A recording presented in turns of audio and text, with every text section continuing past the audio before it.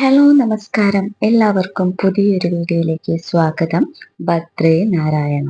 ഹിന്ദു പുരാണങ്ങൾ അനുസരിച്ച് ചൈത്രമാസത്തിലെ ശുക്ലപക്ഷ ഏകാദശിയായ കാമദ ഏകാദശി ദിവസം വൈകുണ്ഠനാഥനെ വിധിപ്രകാരം ആരാധിക്കുന്നവരുടെ എല്ലാ ആഗ്രഹങ്ങളും നിറവേറപ്പെടുന്നതായിരിക്കും.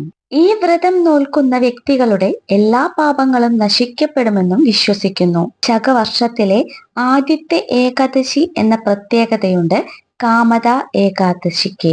1200 മീനമാസം 25. 2025 ഏപ്രിൽ 8 ചൊവ്വാഴ്ചയാണ് ശുക്ലപക്ഷ ഏകാദശിയായ കാമദ ഏകാദശി. ചൊവ്വാഴ്ച പകൽ 2:59 മുതൽ രാത്രി 3:43 വരെയാണ് അഖണ്ഡ നാമജപം നടത്തേണ്ട ഹരിവാസര വേള. എല്ലാ വ്രതങ്ങളിലും വെച്ച് ഏറ്റവും പ്രധാനപ്പെട്ട വ്രതമാണ് ഏകാദശി വ്രതം. അതുകൊണ്ട് തന്നെ എല്ലാ പാപങ്ങളും ഇല്ലാതാക്കാൻ കഴിയുന്ന ഏകാദശി വ്രതം എല്ലാവരും അനുഷ്ഠിക്കുന്നത് നല്ലതാണ്.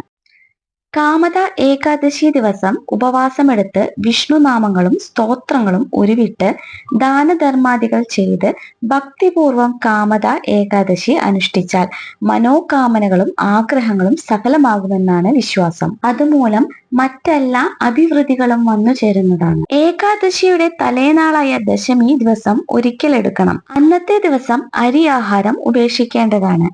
അന്ന് രാവിലെ എണ്ണ തേക്കാതെ കുളിച്ച് മനസ്സിൽ അന്യചിന്തകൾക്കൊന്നും ഇട നൽകാതെ ശുദ്ധ മനസ്സോടെ ശുഭവസ്ത്രം ധരിച്ച് ഭഗവാനെ ധ്യാനിക്കണം.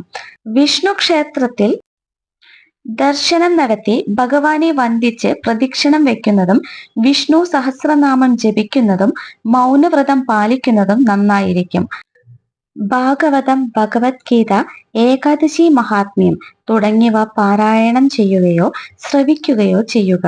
അല്പം തുളസി തീർത്ഥം സേവിക്കുക എന്നിവയാണ് ഉത്തമമായ അനുഷ്ഠാന വിധികൾ. പൂർണ്ണ ഉപവാസം അനുഷ്ഠിക്കാൻ സാധിക്കാതെ വരുമ്പോൾ അരിഭക്ഷണം ഒഴികെ ഗോതമ്പോ പാലോ പഴങ്ങളോ മറ്റു ലഘുവായ ഭക്ഷണമോ ആകാം. ദ്വാദശി ദിവസം പ്രഭാത സ്നാനം കഴിഞ്ഞ് പാരണ കഴിക്കണം. അല്പം ജലത്തിൽ 2 തുളസീദളം, 1 നുള്ള് ചന്ദനം, ലേശം ഉണക്കലരി ചേർത്ത് ഭഗവത് സ്മരണയോടെ സേവിക്കുന്നതാണ് പാരണ. തുടർന്ന് പതിവ് ഭക്ഷണം കഴിക്കാവുന്നതാണ്. മറ്റൊരു വീഡിയോയുമായി വീണ്ടും കാണാം. ഭദ്രേ നാരായണ.